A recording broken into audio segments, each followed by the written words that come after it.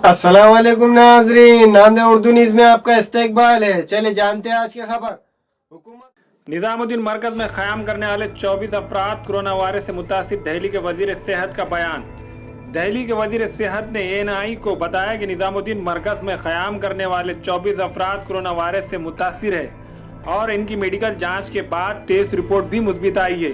वहीं मध्य प्रदेश के इंदौर में भी 17 अफराद को कोरोना वायरस से मुतासिर पाए गए हैं और मेडिकल जांच के बाद इनकी टेस्ट रिपोर्ट भी मुस्बित आई है, जिसके बाद मुल्क भर में कोरोना वायरस के मरीजों की तादाद 1252 हो गई है। दिल्ली के वजीर सेहत ने यह भी कहा कि हुकूमत के अंदाजे के मुताबिक 1500 से 1700 निजामुद्दीन मरकज मुनक्किदा प्रोग्राम में शिरकत की थी। ताहम हुकूमत को अभी भी क़तई तादाद के बारे में कोई यकीन नहीं है। कल 334 अफराद को अस्पताल में भेज दिया गया और 700 से ज़ायद अफराद को क़रनतीन मरकज भेज दिया गया।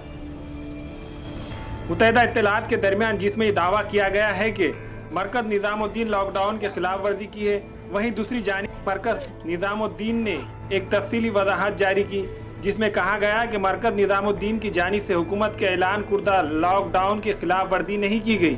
वज़ीर आज़म नरेंद्र मोदी के हुक्म पर उजलत में लॉकडाउन के जरिए लोग फंस गए हैं और मजबूरी में इन्हें अहाते में रिहाइश की सहूलत फराम की गई। वज़ीर आज़म ने भी अपने बयान में कहा था कि इस वक्त जो जहां है वो वहीं रहेगा।